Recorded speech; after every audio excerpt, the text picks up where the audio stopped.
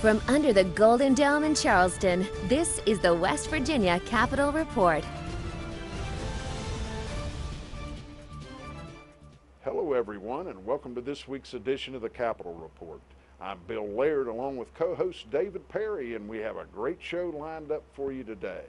David, the 2019 regular session of the West Virginia Legislature got underway at 7 p.m. on January 9th when Governor Jim Justice delivered his annual State of the State address to a joint meeting of the Senate and House of Delegates in the House chambers. As you know, the State of the State enables the governor to outline his budget and program priorities for the upcoming session. I know you were present in the chamber and had the opportunity to attend and hear the State of the State address. Let's start with some of your impressions about what the governor had to say.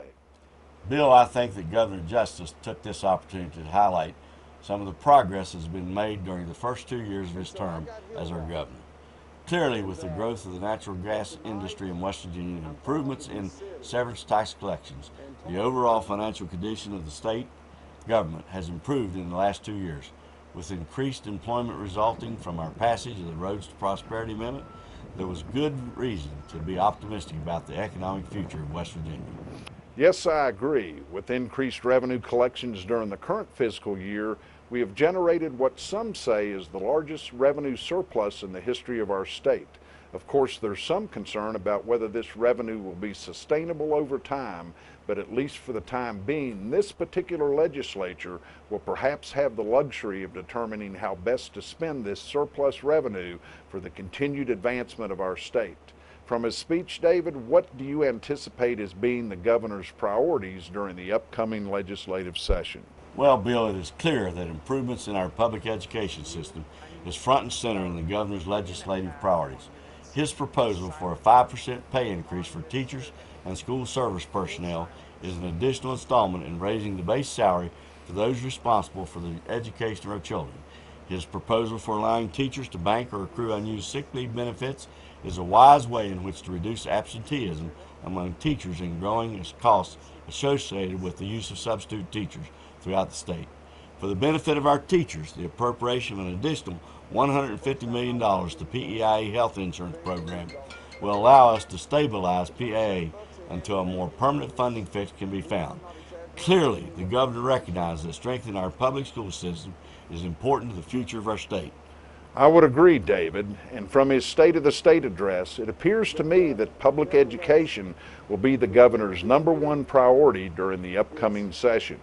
As we all know, the regular session last year was dominated by the real activism among teachers throughout West Virginia in bringing attention and action to teachers and public school needs. The teacher work stoppage ultimately resulted in a 5% pay increase and efforts to fix the PEIA funding problem.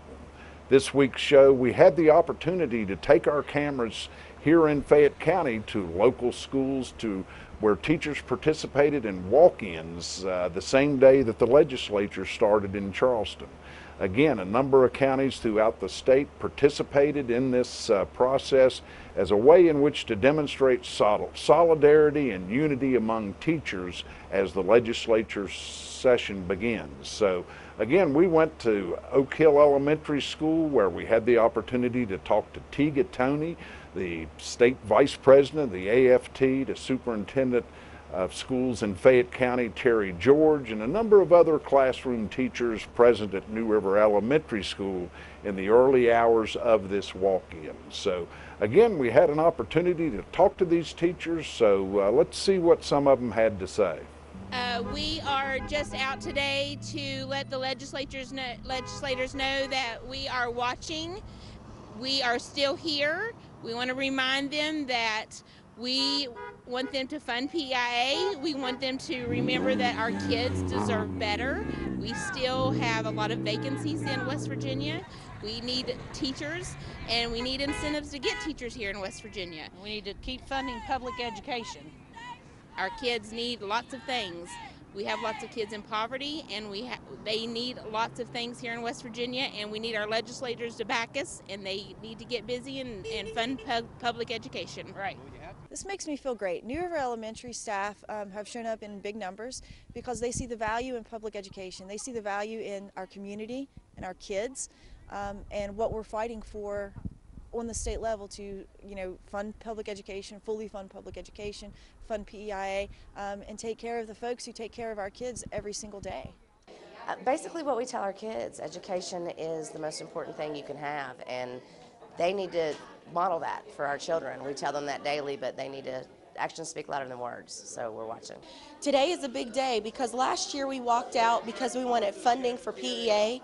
Today, it's about the students. We need funding for our schools. Our kids, 46% of West Virginia students live in poverty, and 11% are in deep poverty, and today it's all about them. We need funding for our schools. We don't want charter schools, so we're excited. We're not walking out, we're walking in, and we're stepping in to support our students.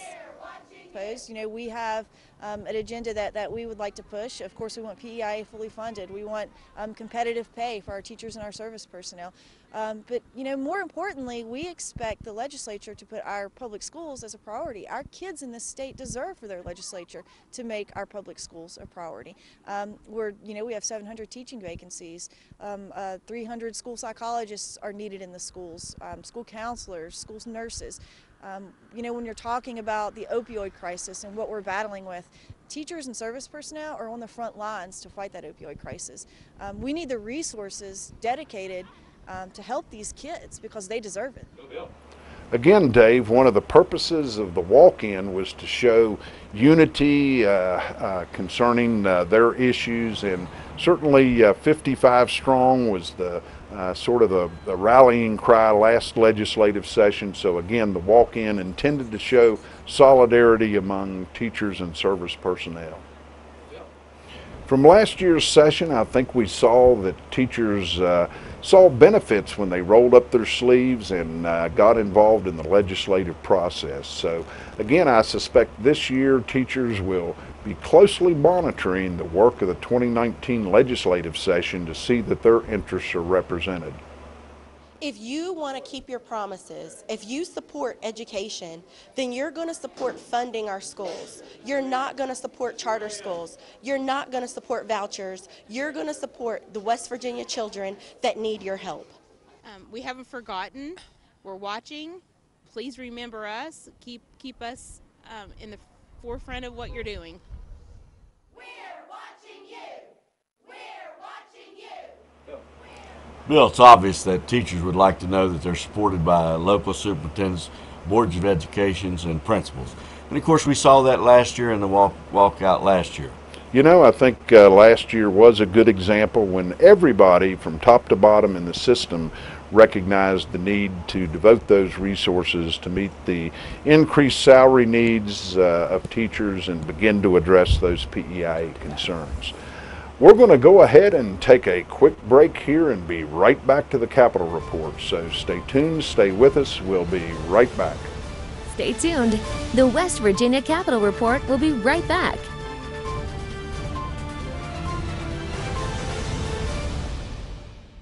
The West Virginia Capitol Report is brought to you by the AFL-CIO of West Virginia, Cucumber & Company, online at cucumberandcompany.com, and Mark Hunt & Associates, toll free at 800-554-1280.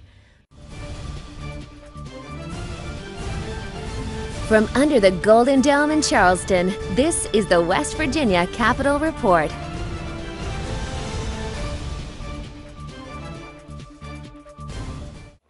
Welcome back to the Capitol Report. And Dave, from our interviews, it's clear that pay increases, finding solutions to PEIA important to teachers. The walk-ins were staged again throughout the state to send message to legislatures that teachers were united on these issues. Bill, clearly it is. The walk-ins were staged throughout the state to send a message to legislators that teachers remain behind these issues. I would much rather see a walk-in rather than a walk-out. I agree. We want to avoid anything that will disrupt classroom learning. The governor's commitment to a 5% pay increase in advance of the regular session appears to address the compensation issue. The appropriation of $150 million of the budget surplus